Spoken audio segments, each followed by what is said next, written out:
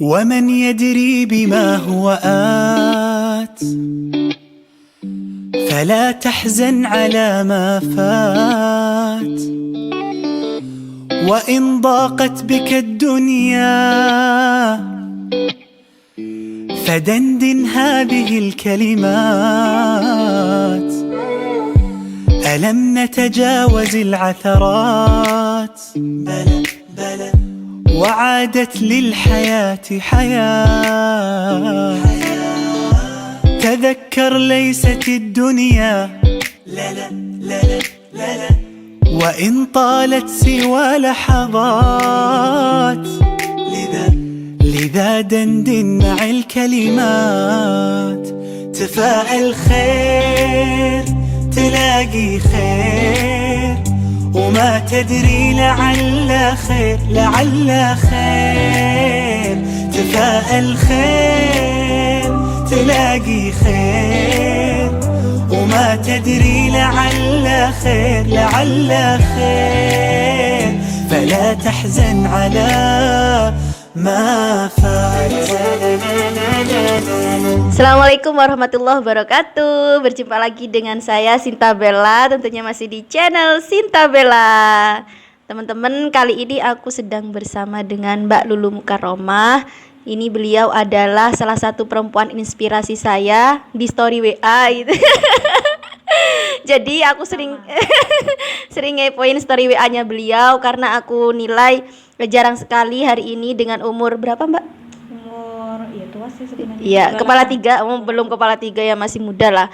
Perempuan yang memilih fokus untuk pendidikan gitu. Jadi Mbak Lulu ini merintis kembali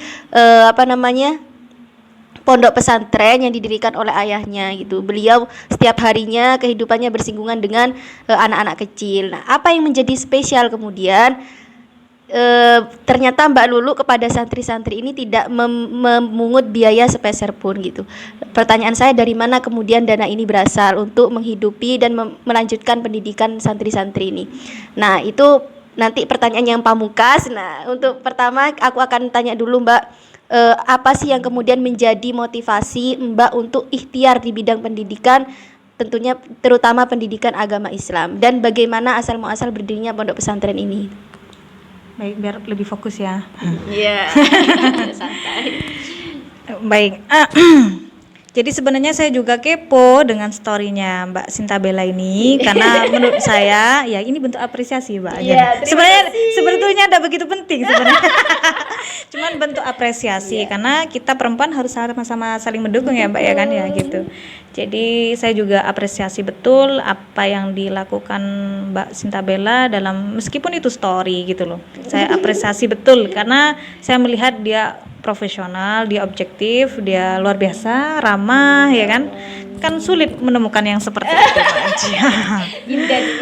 Inden.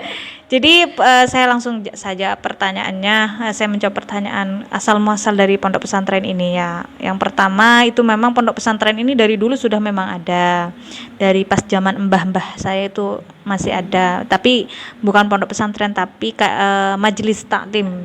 Dan itu memang sudah luar biasa pada kalangan itu, sekalipun bukan pondok pesantren. Jadi wilayah di sini yang sepuh-sepuh itu rata-rata itu ngaji di sini, Mbak. Di rumah saya ini, di mbah saya. Kayak kitab-kitab klasik lah, kitab-kitab zaman dahulu. Apa? Kisah nanti skip ya. Iya. Jadi cara ngekipnya, Mbak. Ya nanti. Nggak apa-apa, nggak di skip juga nggak apa-apa, biar natural. Iya. Jadi awal mulanya majelis taklim dan yang sesepuh yang ada di sini tuh rata-rata ngaji di mbah saya. Kalau dulu tuh Nyai Khalifah disebut Nyai Lipa. Nah, setelah itu mbah saya itu menikahkan putrinya yang namanya ibu saya dengan sepupunya. Iya. Jadi abah saya itu sepupunya Umi. Paman berarti ya? Paman sepupu. Iya, paman. Oh, enggak. Sepupunya Kakak ya, Umi. kakak. Iya, kakak sepupu menikah gitu. Karena mbak saya itu terkiwir-kiwir terpesona dengan si menantu. Yeah. Karena menantu itu dulu alumni Salafiyah Sukorejo. Wah. Iya. Salafiyah Sukorejo. Iya, Salafiyah Sukorejo. Sebut merek gitu. Ya, Salafiyah Sukorejo, santrinya Ki As'ad. Nah, pas memang terkiwir-kiwir banget, terpesona karena memang pada waktu itu abah saya di Sukorejo sudah menjadi ustadz gitu. Tetapi abah saya itu miskin, jadi mondoknya itu dibiayai tetangganya gitu. Nah itulah itu sekilas tentang biografi Kiai Said lah ya. Nah setelah abah di sini, abah merintis di sini dan jadilah pondok pesantren. Jadi yang mendirikan pondok pesantren itu abah, yang melegalkan lah abah gitu.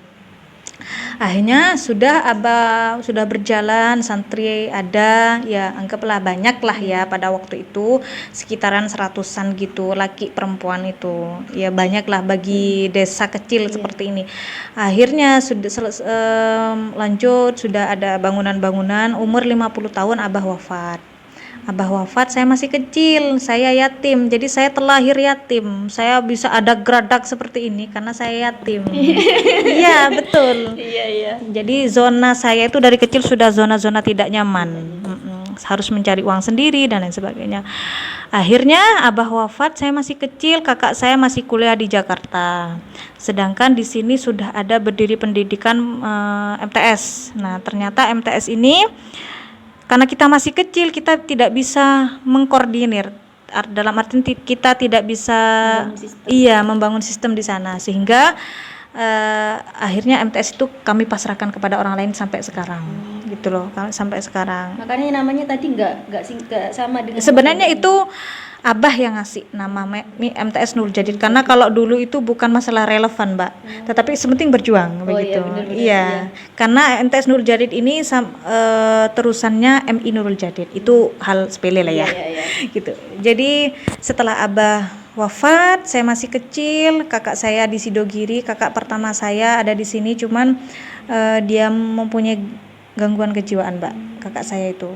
Ya normal, tapi beda lah gitu dengan orang biasa tuh beda gitu, bukan gangguan kejiwaan ya, lebih tepatnya dia tuh kalau putranya Kiai kan katanya jedab gitu ya. Tapi saya tidak menganggap, tidak mengklaim bahwa itu putranya Kiai, bukan, mungkin karena memang ditakdir seperti itu ya. Karena bagi saya di sini itu pondokan kecil lah, tidak pantas lah bilang jadab, itu tidak pantas gitu. Terlalu sok lah gitu. Cuman secara pribadi dia bukan gila, tetapi memang ada kelainan di sana dan itu tidak sama, sehingga kakak saya yang pertama yang memang itu diproduksi oleh abah saya untuk kemudian melanjutkan di sini sampai beliau mondokkan di Sukorejo Salafiyah sampai dia ke Ma'had Ali, cuman karena ada gangguan itu maka dia berhenti, dan di sini dia kalau menurut saya sebagai jimat di sini loh Pak. Oh, tapi tinggal di tetap di sini, tapi dia aktivitasnya tidak seperti kita. Dia sering jalan-jalan kemana-mana gitu, naik sepeda pancal, makan apa adanya, begitu-gitu tuh wes Mbak. Pokoknya tidak sama lah dengan kita. Dan saya tetap menghormati beliau karena saya yakin beliau juga manusia gitu, apalagi dia saudara saya. Pasti punya keistimewaan di sana. Nah, karena beliau sudah punya kelainan seperti itu tidak bisa melanjutkan. Sedangkan kakak saya yang nomor 2 ada di Selok Besuki ikut istrinya. Sehingga saya yang ada di sini, yang menetap di sini, disotok-sotok sama kakak saya yang nomor 2 yang dulu pernah di Jakarta, kuliah di Jakarta karena terhambat masalah biaya, akhirnya nggak kuliah sudah karena ditinggal abah juga, karena kita powernya ada di abah Pak, masalah keuangan dulu ada di abah gitu. Ketika ada abah sudah oleng. Nah di situ pembelajaran bahwa ketika ada di atas, ketika orang yang sudah biasa di zona aman, ketika jatuh itu oleng Pak. Makanya kalau bisa lebih baik tidak ada di zona berada di zona tidak nyaman dulu, baru kemudian nyaman, sehingga kita bisa relax gitu loh. Oh saya sudah pernah gitu. Sudah, akhirnya saya sama kakak saya disuruh sampean lanjutkan sama kakak saya. Tidak bisa saya Cak, karena kenapa? Dari 3 bersaudara yang minus masalah agama itu saya Pak. Karena kenapa saya tidak dipondokkan secara genah. Pondoknya itu sebentar semua, ada yang 1 bulan, paling lama 1 tahun saya itu. Jadi belajar agamanya itu sangat sedikit sekali dibandingkan kakak saya yang 2 itu. Kakak saya yang nomor 2 alumni Sidogiri, sudah luar biasa lah masalah kitabnya itu. Tetapi tetap kakak saya sampean yang harus melanjutkan. Kenapa Cak? Saya tidak punya ilmu. 1, Yang nomor 2, saya kan sudah sering ada di dunia pondok pesantren gitu. Fahamlah masalah kepentingan ingin dihormati gitu tuh, saya bisa melihat gitu. Bukan berarti dia seperti itu, tapi saya merasakan seolah-olah ada kepentingan ingin dihormati, ingin ecabisi, dirba ya, ingin disowani, dikasih amplop gitu tuh ya. Saya melihat itu gitu loh. Tapi bukan berarti saya mengklaim salah satu pondok yang saya pelajari, tidak. Tapi saya kok gini ya. Karena saya di sini dulu kan lingkungan pondok pesantren juga. Dan itu yang dibuat iri sama orang lain kan, iya. Makanya banyak pondok pesantren difitnah, pondok pesantren kemudian reputasi nama baiknya itu difitnah, karena itu yang diirii, yang dicemburui masalah cabisan, penghormatan. Dan saya kenapa tidak mau mendirikan, karena saya takut terbawa dengan hal yang semacam itu. Karena kalau sudah lingkungannya seperti itu, mau tidak mau kita akan terbawa. Satu. Yang nomor 2, saya tidak punya ilmu. Saya tidak punya ilmu, Cak. Terus berlangsung sampai saya itu, Caca, saya bilang seperti itu ketika saya usia maba, mahasiswa. Bayangkan, saya sudah ngurus pondok pesantren sudah, bayangkan. Ya saya tetap tidak mau, butuh 5 tahun saya itu iya, saya baru mau. Iya, saya mau itu baru saya berpikir bisa ndak ya saya ikhlas, bisa ndak ya saya mengimplementasikan apa yang saya punya, sedangkan saya bekalnya sedikit gitu loh. Akhirnya setelah itu pas kakak saya bilang gini, kalau sampean tidak mau memperjuangkan perjuangannya Abah, berarti sampean dolim kepada Abah. Loh kok bisa, Cak? Gitu saya kan langsung sensitif karena saya dianggap dolim kepada. Kok bisa, Cak? Iya, karena puing-puing pondok pesantren, sisa-sisa pondok pesantren, kamar-kamar yang ada di sini kan masih ada. Itu bukan dana pribadinya Abah. Itu dana pribadinya masyarakat yang diamanahkan kepada Abah. Sedangkan Abah sekarang wafat dan ahli warisnya tidak ada yang mau melanjutkan, berarti sampean mengirimkan pahala buruk kepada Abah yang sudah wafat. Langsung di situ saya terperanjak, Mbak. Karena itu menyangkut ya Abah saya. Ya, iya orang tua. Saya kan awalnya takut saya gila kehormatan itu. Ketika kakak saya nyeletup seperti itu, maka saya terpanggil. Apakah sampean mau berjuang ketika genteng-genteng di sini tuh berjatuhan? Apakah seperti itu? Harus seperti itu? Digitukan sama kakak saya. Akhirnya saya langsung sadar dan saya memutuskan, sekalipun saya nggak punya pemahaman ilmu agama yang luas, saya memutuskan untuk berjuang. Sudah bersuami apa belum itu yang memutuskan? Belum bersuami. Kan tambah ini, belum bersuami. Aku sudah ngapain ini? Masa belum ngapain? Iya, belum punya suami. Jadi ditambah lagi.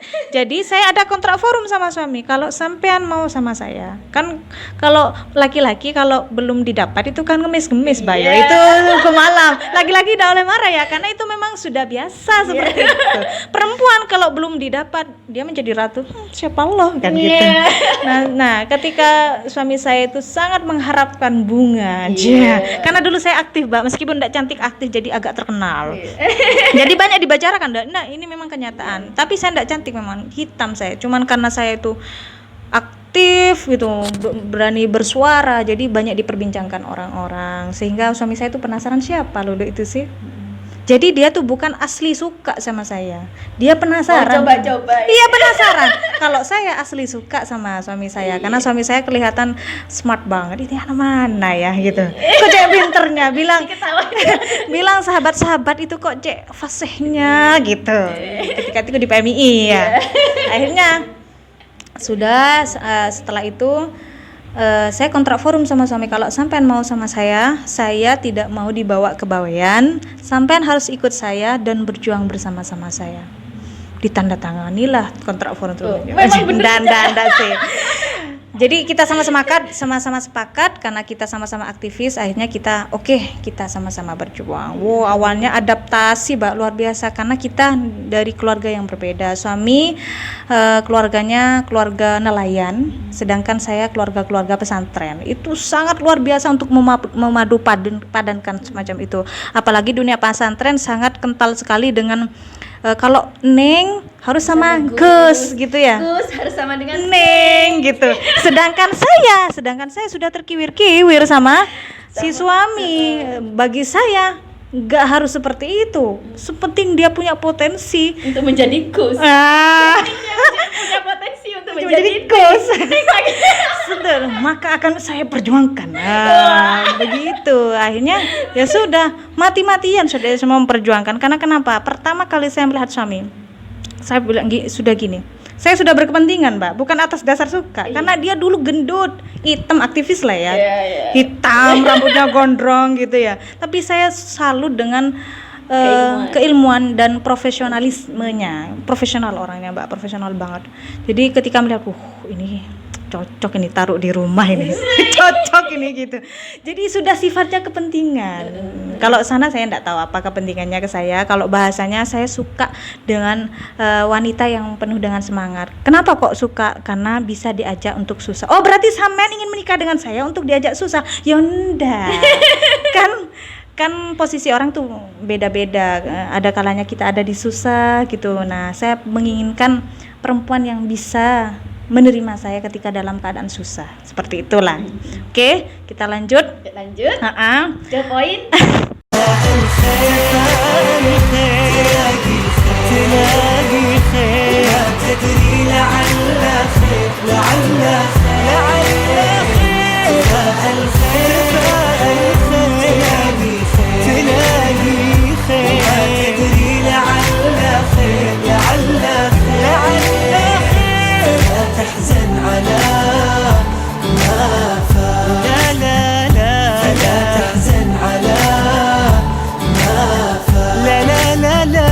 فلا تحزن على ما فات.